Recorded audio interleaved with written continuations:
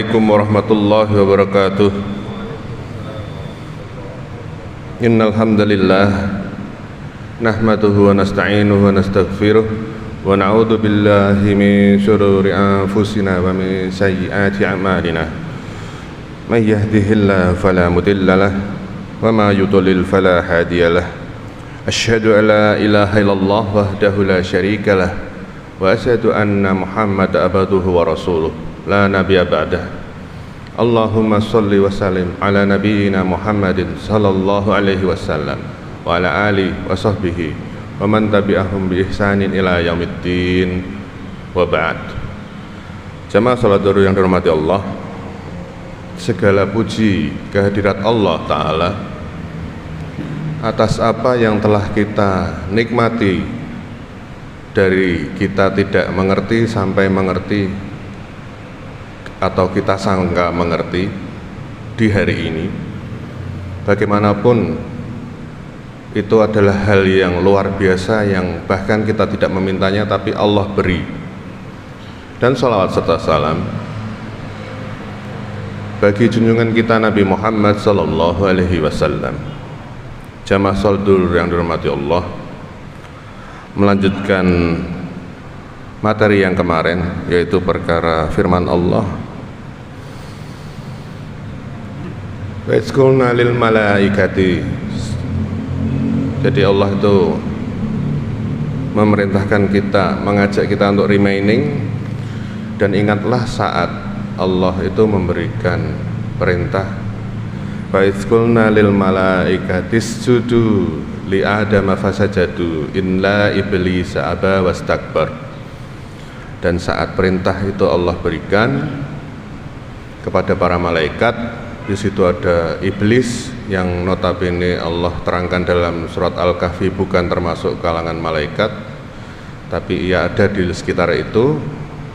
Allah perintahkan untuk bersujud dengan sujud bukan sujud penghambaan sebagaimana sujud seorang hamba pada Allah Ta'ala, tapi Allah memberikan perintah bagi para malaikat bersujud pada Adam. Dan semua malaikat bersujud kecuali iblis. Aba wastakbar. Allah katakan iblis ini tidak mau sujud karena takabur, sombong, membangkang. Dan lanjutan ayatnya sebagaimana kita tahu, wa kana minal kafirin. Langsung serta-merta Allah memberikan vonis, judgment.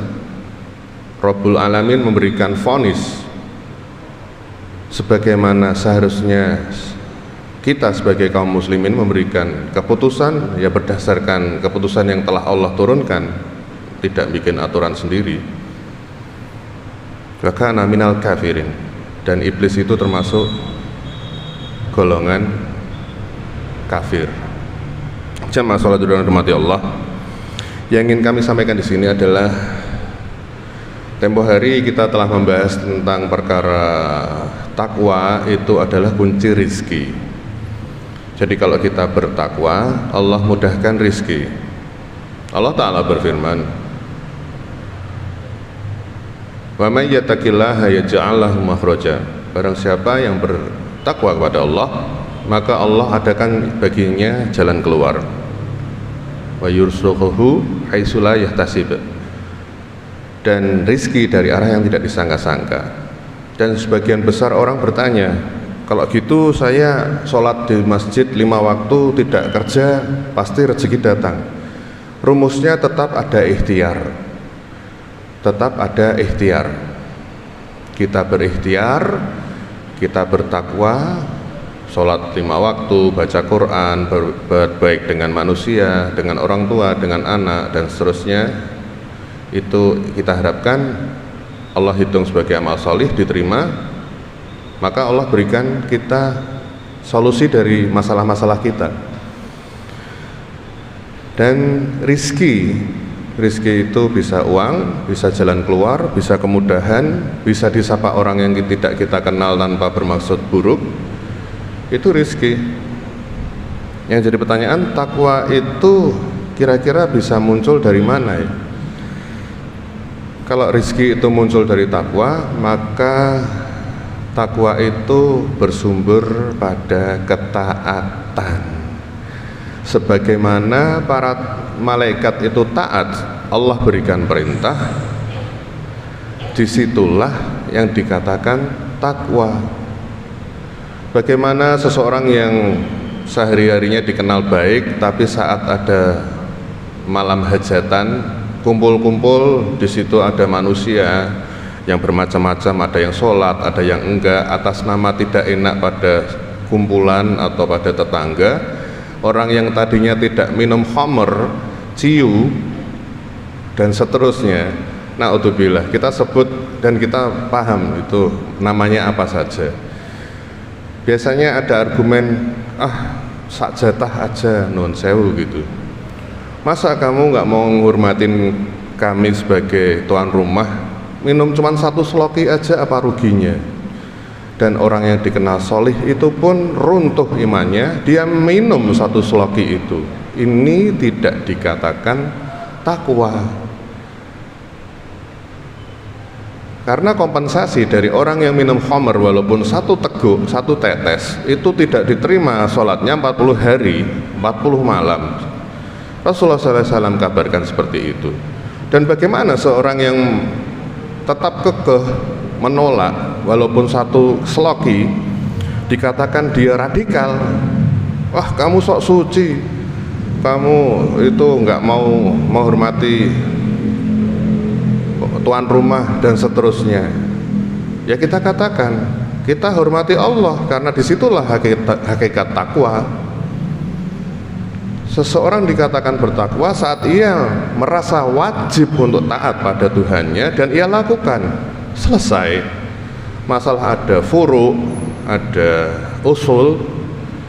Usul itu sudah jelas, mafhum, semua sepakat tentang perkara-perkara, dan memang sebagian lagi tidak sepakat masalah usul. Tapi kalau furu' yang banyak, Ahlus Sunnah wal Jamaah tidak diperbolehkan untuk menyesat-nyesatkan orang yang berbeda pengambilan keputusan fikih di perkara furu'. Furu' itu cabang. Jadi misal ada orang yang sholatnya itu pakai usoli, dia tidak boleh menyesatkan orang yang tidak pakai usoli. Begitu juga sebaliknya, karena itu perkara-perkara ijtihadiyah. Kalangan Syafi'iyah mengatakan bahwa pengucapan usoli itu wajib, kalau enggak batal. Ya, bagi Syafi'iyah. Tapi bagi Malikiyah, Hanabilah itu tidak wajib dan bahkan tidak perlu mengucapkan apapun. Hal seperti ini tidak menyebabkan kita saling menyesat-nyesatkan, karena ini perkara cabang, perkara furu'. Contoh lagi yang lain, perkara isbal. Misal Rasulullah SAW sampaikan perkara isbal itu A, B, C, D, E, F, G. Ada yang meyakini dan ada yang tidak. Kita tidak boleh mengatakan yang kekeh dengan isbal itu haram, sesat, tidak mau tahu. Begitu juga sebaliknya, karena perkara ini berat sekali, dan inilah sebetulnya yang menyebabkan perpecahan umat Islam. Allahu a'lam. Jamaah salat yang dirahmati Allah, yang lebih jauh kita butuhkan adalah bagaimana kita melihat diri kita itu sudah cukup taat pada Allah Ta'ala atau tidak. Karena sebentar lagi Masya Allah tiba-tiba Rajab berlalu, kesempatan kita untuk menangguk pahala terlewat.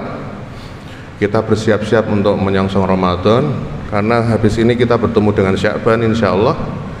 Dan kita masih sibuk dengan perkara-perkara yang tidak perlu kita perselisihkan karena kita bukan ahlinya. Apa itu? Masalah fikih yang menanti mau nisfu Sya'ban, ya monggo kita kasih tahu, itu tidak ada dalilnya, percaya ya alhamdulillah. Tapi kita lihat, jangan-jangan sholat kita itu belum tumakninah, jangan-jangan sholat kita itu belum sesuai dengan sunnah sallallahu alaihi wasallam. Jangan-jangan sholat kita yang sudah puluhan tahun tidak Allah terima karena satu hal yang buruk di hati kita. La haula wala quwwata illa billah. Astagfirullah wa atubu ilaih. Itulah yang lebih penting kita untuk lihat dan telisik. Karena dunia semakin tua, sudah pasti kita tahu yang Allah tunjukkan ini pertanda akhir-akhir zaman banyak sekali. Dan kalau kita masih sibuk untuk berkata aku, lihat aku, itu yang dikatakan bagi dai-dai yang menyeru pada dirinya itu adalah dai su'. Kita tidak menunjuk si A, si B, tidak. Tapi jangan-jangan kita sendiri mempunyai ciri dai-dai su'. Dai su' itu apa? Dai yang buruk, dai yang menyeru pada jahanam, bukan menyeru pada surga Firdaus, tapi mengajak pada jahanam. Na'udzubillahi min dzalik. Jamaah salat yang dirahmati Allah, maka pada suatu ketika kita dapati Umar bin Khattab radhiyallahu an, beliau berkata, hisablah dirimu sebelum engkau dihisab. Kita bersibuk-sibuk dengan kita menghitung diri, hari ini kita itu sudah sampai mana, kira-kira Allah menghargai saya itu seperti apa. Jangan sibuk menilai orang-orang, jangan sibuk dengan orang-orang yang durjana tapi kaya raya. Sudah, kita sabar, kita berprasangka baik, pasti ada sesuatu yang baik di baliknya yang Allah takdirkan bagi kita. Minim-minim, misal kita masih nelongso, susah sampai mati, na'udzubillah. Kalau kita berprasangka baik, seandainya kita mau sabar dan ridho pada keputusan Allah itu, insya Allah di baliknya surga. Toh Rasulullah SAW pernah berdoa, ya Allah kumpulkanlah aku bersama orang-orang yang fakir, orang-orang yang miskin. Kenapa seperti itu? Karena ternyata orang-orang yang dahulu masuk ke surga itu orang dari kalangan orang-orang yang fakir dan miskin. Maka beliau SAW berdoa seperti itu.